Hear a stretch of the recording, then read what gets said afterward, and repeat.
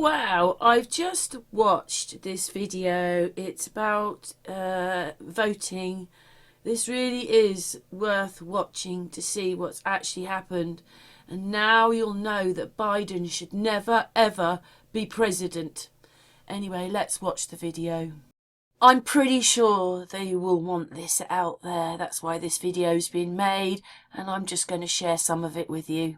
Well, let me tell you what we're going to do today. We have constructed a mini election, but Harry Hersey, as you have served as a technical advisor of how to do this, we're going to ask you to remain outside. After you, let me introduce you to my election staff.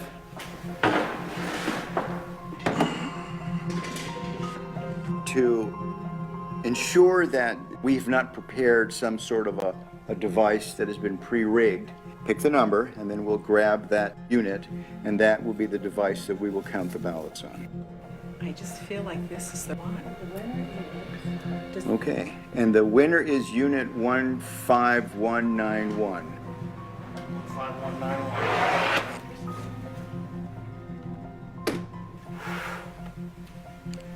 What we have here is a programmed optical scan ballot.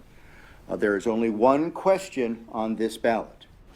Can the votes on the Diebold system be hacked using the memory card? I have only touched the memory card, not the other parts of the Diebold election system, which is going to be used today. Only the memory card. I can certainly speak for myself and Harry, and that we're going to vote yes. All right, then let's have the rest of us vote no. Two individuals, Hugh and Harry, will be voting yes. The rest of us will be voting no. And then we'll scrutinize the ballots afterwards to ensure that that is indeed the mark. It's impossible. So I vote no. I'm going to film myself voting. Excuse me. I'm going to mark this ballot no.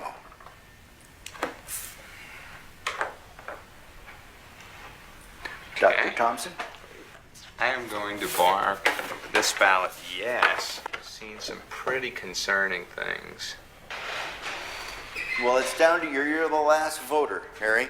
All right. I think it could be. So I vote for yes. You will be the second yes.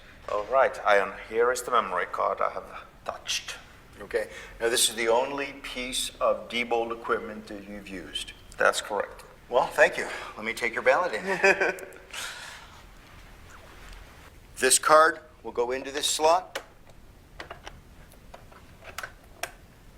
The next activity that the election worker does on the morning of the election is turn the machine on, making it live to receive votes.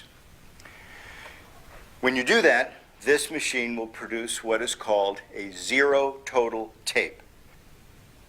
The machine is going through a self-test analysis, and then it'll spontaneously turn on.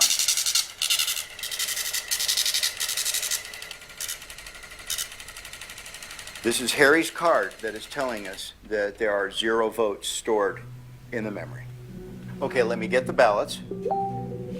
Let's insert a yes ballot. We're going to put in another no.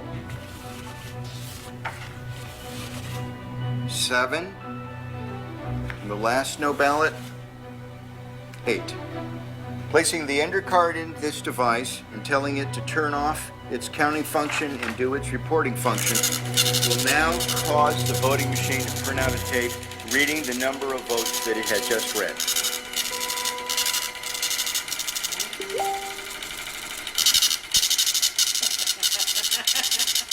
Oh my. Oh no! What is it? 7 yes, 1 no. Oh my god! Oh my gosh! Let me see. Here's the tape. 7 people said it could be hacked. And we put through 6 and 2. 6 no no's and 2 2 yeses. yes. Oh my gosh! Do you know what this means? How do we know that Harry didn't just change the report and the votes themselves on the memory card are still correct? If that was the case, when they go into GEMS, the results would be different, isn't that right? I mean, the only way to know that is to read them into gems and to check the vote totals. See what Jim says. So should we do that? I think we should, because I want to confirm for my own analysis, is this just a superficial Correct. Right, that's a good hack? In other words, question. did we just change the words on this paper? And we will upload this memory card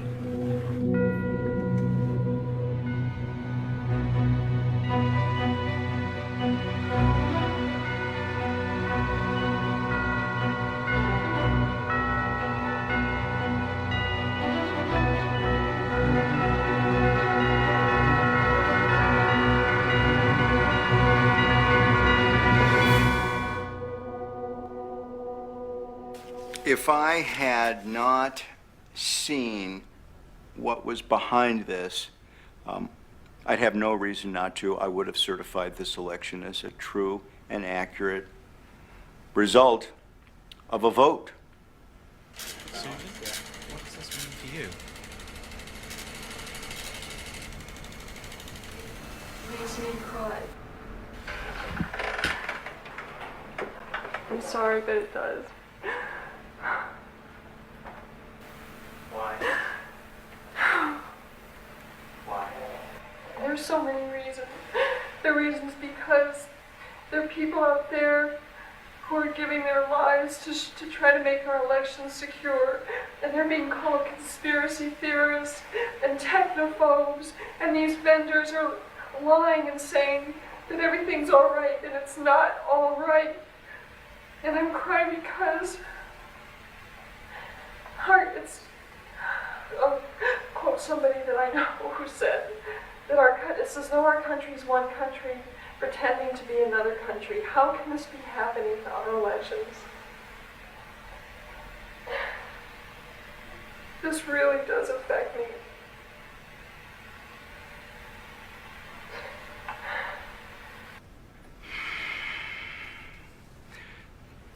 I don't know exactly how to describe what I saw here.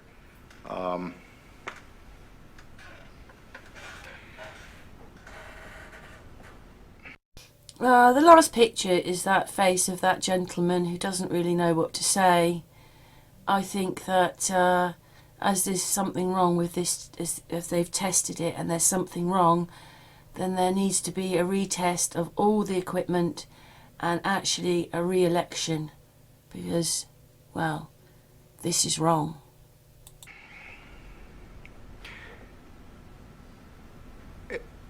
I think we, as election officials, need to be a little bit more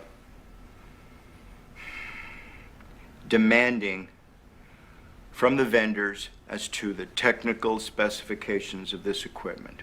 The vendors are driving the process of voting technology in the United States. I would much rather, at this point, I think, focus on allowing citizens to select technology that satisfies their needs